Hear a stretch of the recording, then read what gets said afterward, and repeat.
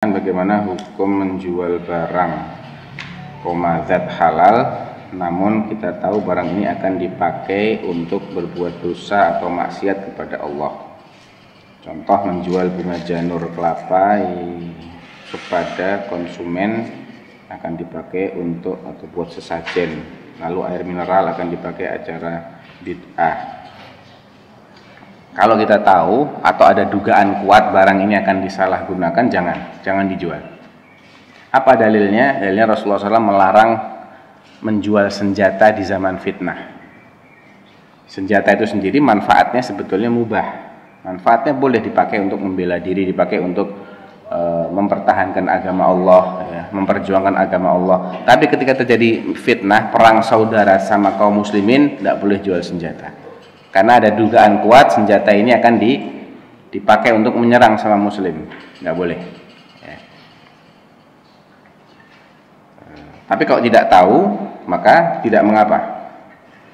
Tidak perlu kita menanyakan juga, nggak perlu. Allah tidak mencaratkan kita harus tanya dulu ini buat apa. Ya, tidak harus. Tapi kalau ada dugaan kuat, ini memang orang ini biasanya beli untuk itu, ya jangan dijual ke dia. Ya, jangan dijual ke dia.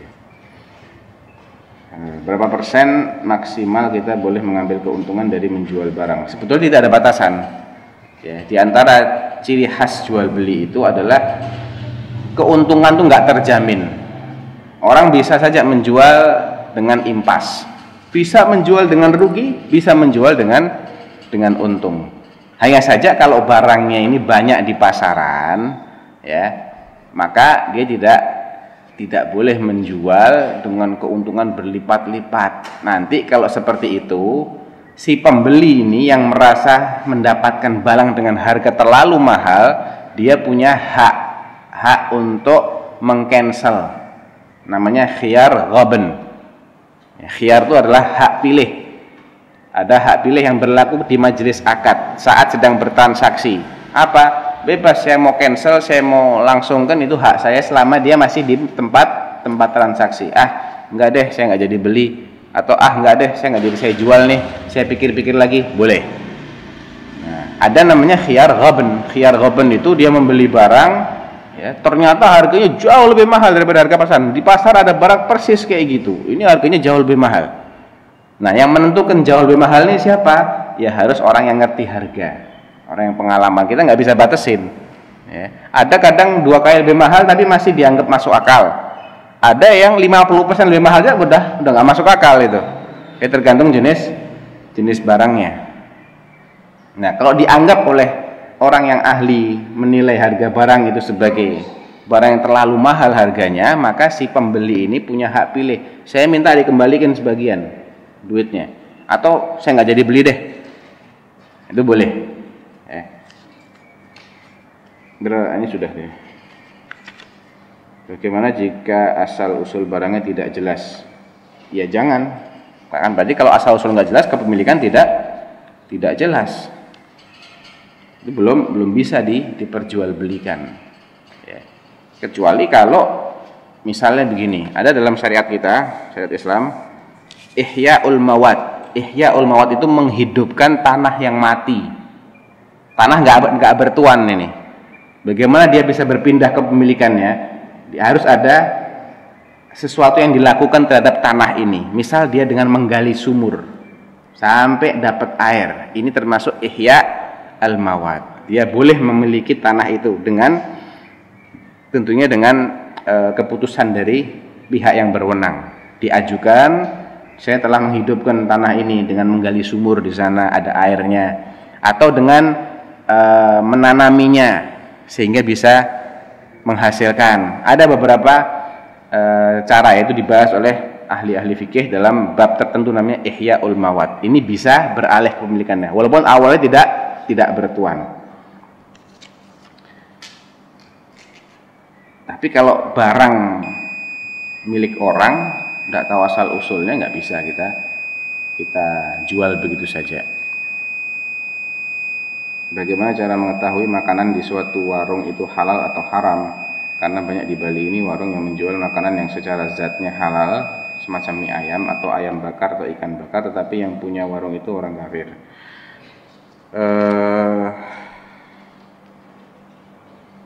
Kalau itu membutuhkan proses penyembelihan, ya, maka penyembelihan ini harus jelas siapa yang nyembelih. Dan dibalik bagaimana? Apakah yang menyembelih itu hanya muslimin ataukah mereka juga nyembelih? Nah, kalau mereka juga menyembelih, pastikan dulu itu bukan sembelihan mereka, tapi sembelihan kaum muslimin. Ayam kan harus disembelih, ya. Kalau ikan nggak apa-apa, asalkan proses masaknya tidak mencampurkan barang haram di situ. Ya. Tapi kalau ayam atau sapi atau apa yang lain yang perlu disembelih, maka harus jelas siapa yang nyembelih ini. Tidak masalah orang kafir kalau dia beli ayamnya sama orang Islam, ya. Yang masak juga tidak menggunakan barang-barang yang diharamkan, menggunakan apa, misalnya arak atau darah atau apa, ya. Silahkan, nggak apa-apa dibeli. Atau telur ceplok, telur rebus, itu nggak perlu disembelih, nggak apa-apa. Ya. Biasanya pakai sertifikasi halal. Atau biasanya pakai sertifikasi halal. Kalau udah ada sertifikasi halal itu aman, insya Allah, ya. Itu aman. Tapi kalau yang punya muslim nggak usah ditanya, karena hukum asalnya semua perbuatan yang dilakukan oleh ahlinya maka itu dianggap sah, dianggap halal. Nah, seorang muslim itu ahli dalam menyembelih. Jadi kalau dia jual makanan, hukum asalnya makanannya halal sampai terbukti loh, ya, bukan cuma dugaan. Apalagi kalau hoax, ya, ini mengandung barang haram, itu sering sekali itu kayak gitu tuh. Nah, itu kalau terbukti dia menjual sesuatu yang haram, baru kita tinggalkan. Saya penjual pakan ternak, di antara dagangan saya ada pakan untuk hewan babi dan anjing, tetapi dilihat dari bahan-bahannya tidak mengandung zat-zat babi. Apakah dibolehkan? Itu bisa nggak dipakai untuk yang lain, untuk makan selain babi dan anjing? Ayam bisa. Nah, asalkan dia itu tidak 100% manfaatnya untuk pakan babi dan anjing, nggak apa-apa gitu loh. Tapi kalau dia untuk pakan babinya diternak buat dimakan, jangan ya, karena ada unsur ta'awun itu tolong menolong. Kalau ngasih makan anjing saja sih karena anjing juga dimakan di sini, enggak kan? Enggak ya, paling dipelihara aja kan di rumah gitu ya. Kalau babi jangan. Tapi kalau dia bisa dipakai untuk ayam, untuk sapi, untuk yang lain, untuk kambing, berarti masih ada manfaat yang sifatnya mubah. Ya, seperti kita jual pisau itu ya manfaatnya macam-macam. Untuk kejahatan juga bisa. Gitu. Kalau kita nggak tahu yang beli ini untuk apa, hukum asalnya boleh. Karena pisau itu bisa dipakai untuk kerajang, bisa dipakai untuk nyembelih hewan, ya. Banyaklah manfaat yang masih diperbolehkan pada benda yang namanya pisau tadi itu. Tapi kalau jelas-jelas pembelinya ini adalah residivis, narapidana kasus pembunuhan, jangan. Nanti antumnya dibunuh malah sama dia.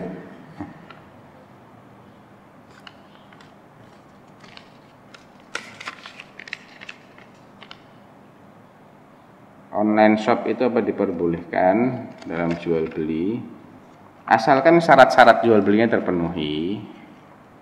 Jadi kalau online shop itu biasanya itu bai' mausuh fi dhimmah. Ya, kan jual beli tadi kan ada barang dalam tanggungan.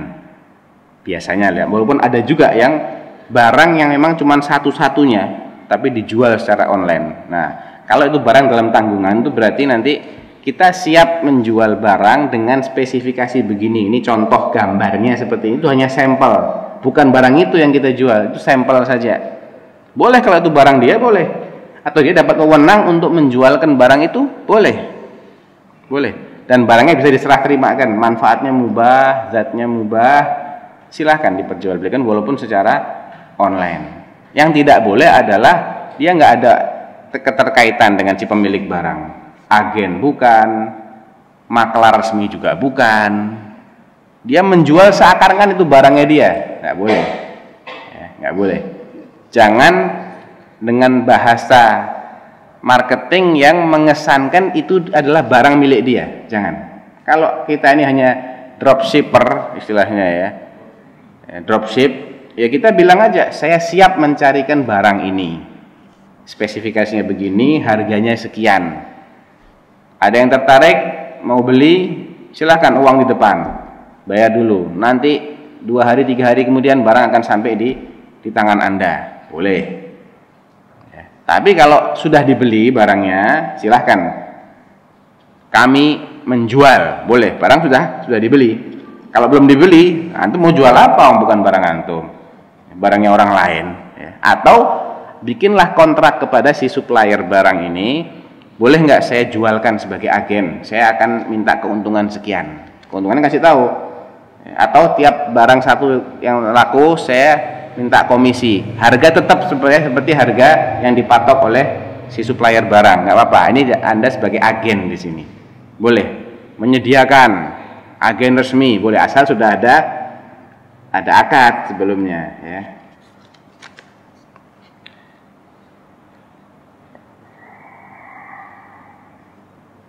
Kan Ustadz, kan wanita tidak boleh memakai wangi-wangian, tapi kalau bau badan itu mengganggu teman yang pada saat beribadah, bagaimana ya Ustadz?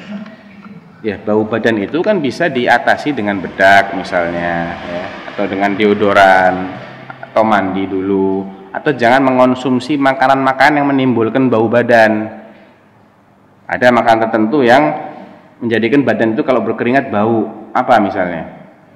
Jengkol, pete, dan yang semisalnya ya. Atau bawang-bawang ya, yang dimakan dalam keadaan mentah, itu bau mulutnya lumayan itu, Masya Allah bau mulutnya ya. Begitu, jadi jangan pakai wewangian parfum itu ya, itu baunya nanti mengalahkan bau badan dia. Cukup diredam dengan menggunakan bedak umpamanya ya, atau menggunakan deodoran. Saya penjual baju, bolehkah saya menerima pesanan sesuai dengan si pemesan, sedangkan saya harus membuat baju ke tukang jahit? Tidak mengapa kalau Anda. Jadi ini sifatnya akadnya akad istisna. Akad istisna itu akad minta dibuatkan. Ini banyak sekali, seperti pemborong, kontraktor, bangunan rumah ya, tukang mebel. Banyak itu, aplikasinya banyak sekali.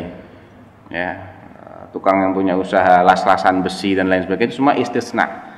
Dia barang belum ada, tapi dia bisa buatin. Baik dia mempekerjakan orang lain, nyewa tukang ini itu disuplai bahan finishing, atau dia sendiri yang bikin, boleh, asalkan jelas spesifikasinya gini ya, harganya sekian. Saya bisa serahkan mungkin setelah seminggu atau setelah 2 minggu sesuai dengan pesanan, nggak apa-apa ya, nggak apa-apa. Saya ada perjanjian sama yang punya barang jadi reseller atau akan menjual barangnya orang, bolehkah saya menaikkan harga sendiri? Kalau dia sifatnya sebagai makelar mencarikan pembeli, maka makelar ini menurut jumhur ulama, mayoritas ulama, dia tidak boleh menaikkan secara sepihak, harus dengan izin ya, baik dari si penjual maupun dari si pembeli, atau dari dua-duanya sama-sama tahu gitu loh ya. Saya di sini sebagai makelar, saya minta komisi ya, komisinya berapa, boleh nggak persentase ataukah harus nominal? Ada khilaf juga di kalangan para ulama. Jumhur ulama, madhab Syafi'i, madhab Maliki, madhab Hanafi, mengatakan nggak boleh berupa persentase, karena persentase ini nggak jelas. Barang lakunya berapa nggak tahu. Kalau lakunya mahal, besar banget itu dia, padahal nggak seberapa sebetulnya. Jasanya dia itu nggak seberapa gitu loh. Tapi kalau barang lakunya murah banget, nggak ada artinya. Jadi dipatok berupa nominal tertentu. Ada yang membolehkan berupa persentase, itu madhab Hambali dan sebagian ulama lainnya membolehkan ya, karena memang hukum asalnya transaksi itu boleh ya, tidak ada sesuatu yang terlarang kecuali kalau ada alasan syar'i. Ya, kalau mau hati-hati, patok aja nominalnya sekian, saya jualkan, saya minta komisi sekian nominal, atau barang komisinya boleh, tapi jelas gitu loh. Saya minta, kalau saya jualin, saya minta sepeda motor, mau nggak? Motornya apa? Honda Vario tipe ini jelas gitu. Karena motor ini macam-macam, ada motor tahun 2000, 2010, 2017, beda-beda juga gitu loh. Sepeda motor ini. Terus saya minta mobil apa? Nggak apa-apa, jelas. Ya. Ada juga yang mengatakan maklar ini boleh mengambil keuntungan kalau diizinkan. Seperti akadnya begini. Tolong jualkan HP saya ini seharga 10 juta. Kalau lebih buat kamu. Kalau lebih, aku 11 juta, maka 1 juta buat kamu. Kalau 12 juta ya sisanya buat kamu. Pokoknya saya minta ini laku harganya 10 juta. Itu menurut mazhab Hambali diperbolehkan. Kalau jumhur nggak boleh juga. Jawabannya nggak boleh karena dia bisa mengambil keuntungan sepihak. Dia nggak nanggung apa-apa, barang bukan barang dia, nggak laku dia nggak rugi. Tapi kalau lakunya mahal, dia tok yang dapat untung. Yang punya barang nggak dapat untung kalau dari patok sekian. Ya ala kulli hal ada dua pendapat dalam hal itu. Jadi kalau menjualkan barangnya orang, ya boleh menaikkan harga sendiri menurut sebagian ulama, tapi tidak boleh menurut yang lainnya. Yang disepakati nggak boleh itu kalau begini, ya. Misalnya pakai persentase ya, jualkan barang ini kamu saya kasih 5%, dijual barangnya 10 juta harganya, ya. Padahal nah dia dapat persentase berapa? 500.000, ya. Tapi dia bilang ke si punya barang ini cuma laku 9 juta kok. Nah nggak boleh. Kalau 9 juta berarti kan mestinya dia nggak dapat 500.000, dia dapatnya sedikit, gitu kan? Padahal dia dapatnya lebih dari itu. Nah ini dia ada sesuatu yang disembunyikan, nggak boleh. Harus jujur. Kalau persentase dia nggak diberi izin untuk menjual, terserah dia berapa. Yang penting serahkan uang sekian, nggak dapat akad seperti itu. Akadnya kamu jualkan sebagus mungkin harganya. Kamu saya kasih 5%, umpamanya begitu akadnya ya. Maka dia harus jujur.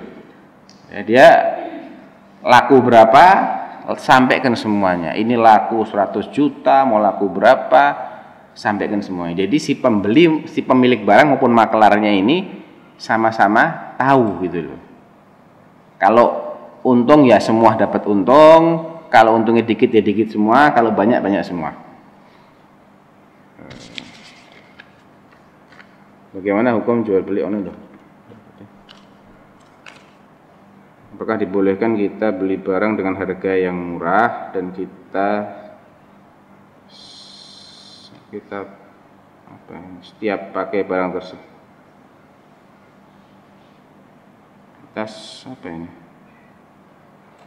pakai barang tersebut dan kita bosan memakainya, kita jual kembali dengan harga yang mahal?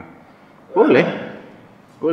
Barang murah dibeli dengan murah, sempat dipakai, kemudian bosan jual lagi dengan harga, boleh. Karena jual beli itu keuntungannya nggak dibatasin, ya. Bisa untung banget, bisa pas, bisa rugi banget, ya, nggak apa-apa. Asalkan sama-sama sukarela, nggak ada unsur nipu, ya, nggak ada unsur mengelabui, menyembunyikan aib. Ya, ini yang merusak jual beli itu yang begini-begini. Rasulullah SAW mengatakan al-bayyi'ani bil khiyar malam yatafarraqa. Si penjual dan pembeli ini masing-masing punya khiyar, punya hak memilih, hak untuk melangsungkan akad, menjadikan atau membatalkan selama keduanya belum berpisah dari tempat transaksi. Ya, tempat transaksi sekarang ya bisa online. Kalau online ya selama percakapan itu belum diakhiri. Udah ya beli, oke ya. Jual ya jual, oke. 1 jam lagi dia mangkir, nggak jadi. Wah, ini sudah pisah gitu loh. Atau di tempat transaksi, di pasar, di mana, ya. Fa'ing sadaqa wa bayyana burika lahum fi bai'ihima. Kalau masing-masing ini jujur, menjelaskan apa adanya. Pembelinya jujur, barang ini harganya di pasaran sekian, Pak. Ya, catatnya ini, kelebihannya ini. Yang beli juga jujur, Pak, tadi saya di toko sebelah kok harganya lebih murah ya.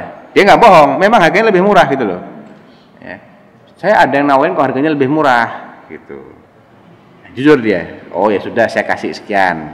Jangan bohongin, ini harganya nggak boleh segini, padahal orang lain jual lebih murah dari itu. Atau dia bilang saya dapat harganya lebih murah padahal nggak pernah nawar sebelumnya, baru pertama kali nawar barang. Ini tidak jujur namanya. Kalau dua-duanya jujur dan menjelaskan apa adanya, akan diberkati jual beli mereka. Wa in katama wa kadzaba, tapi kalau masing-masing menyembunyikan, harga sebenarnya berapa disembunyikan, aib-aibnya disembunyikan, ya, maka akan dicabut berkahnya, nggak akan diberkati. Wallahu taala alam. Sallallahu alaihi Muhammadin wa ala alihi wa sahbihi wasallam. Oh, satu lagi. Di syarat pertama tadi, pihak yang bertransaksi harus balik. Bagaimana jika anak-anak yang membantu orang tua dengan menjual barang di jalan seperti minuman, tisu, atau jual jasa seperti semir sepatu? Apakah kita boleh membelinya atau menggunakan jasanya?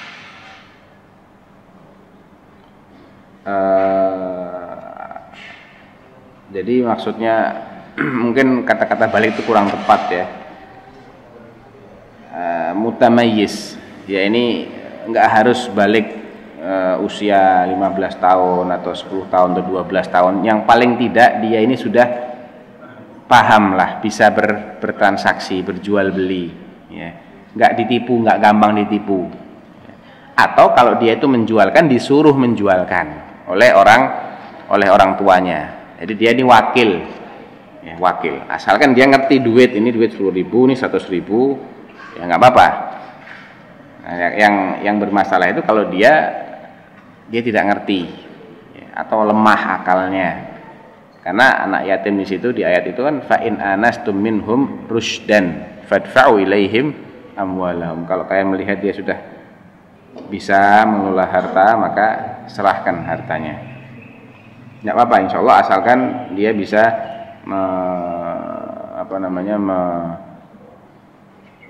melakukan transaksi dengan tidak tertipu.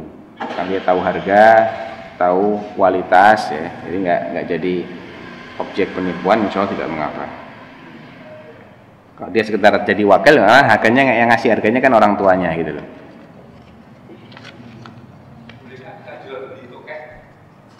Tokek ini termasuk sesuatu yang diharamkan menurut Imam An-Nawawi, dikiaskan kepada cicak. Cicak itu hewan yang kita disuruh membunuhnya dan dapat pahala kalau dibunuh. Nah, tokek itu menurut Imam An-Nawawi itu lebih daripada sekedar cicak. Rasulullah menamakan cicak itu wasammahu fuwaisiqan. Fuwaisiq, binatang fasik, boleh dibunuh. Ya, ini ciri-ciri indikasi binatang yang haram. Tikus, anjing hitam, burung gagak, ular, kemudian kelajengking, ya. Khamsun yuqtalna fil hilli wal haram.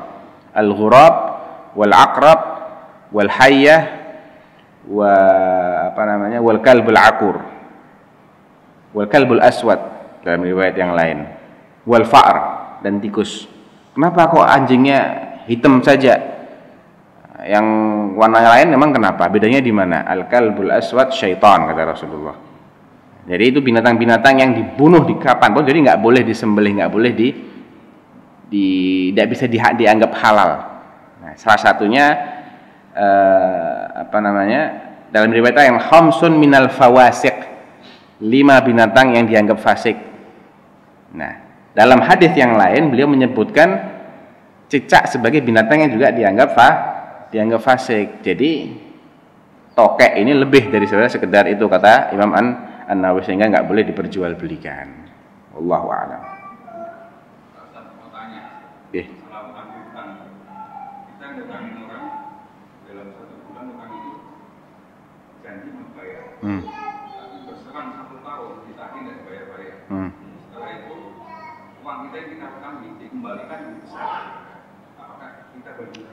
Kalau tidak ada persyaratan seperti itu di awal, nggak apa-apa. Rasulullah SAW tadi hadisnya saya belum selesaikan ya. Ketika beliau ngutang seekor onta umur 4 tahun kepada si Arab Badui, nanti tempo sekian waktu dikembalikan, belum jatuh tempo si Badui ini udah nagih, namanya juga Badui, ya Muhammad, ya Rasulullah kembalikan itu ontanya, ya belum, ya fulan belum jatuh tempo, enggak udah jatuh tempo, ngeyel dia. Terus sudah carikan onta yang umurnya 4 tahun, dicari-cari sama sahabat, onta Rasulullah nggak ada, ya Rasulullah nggak ada, Rasulullah adanya umur 5 tahun, lebih gede, lebih mahal, ya sudah kasihkan. Ahsanukum qadha'an wa ana ahsanukum qadha'an. Ya, sebaik-baik kalian adalah sebaik-baik orang yang melunasi hutangnya. Dan aku adalah orang yang paling baik ketika melunasi hutang, ditambahin sama Rasulullah. Karena awalnya nggak ada akad, harus nambah. Gitu. Cukup misalnya. Enggak. Kalau tidak dipersyaratkan nggak jadi riba. Kalau dipersyaratkan itu riba. Nah.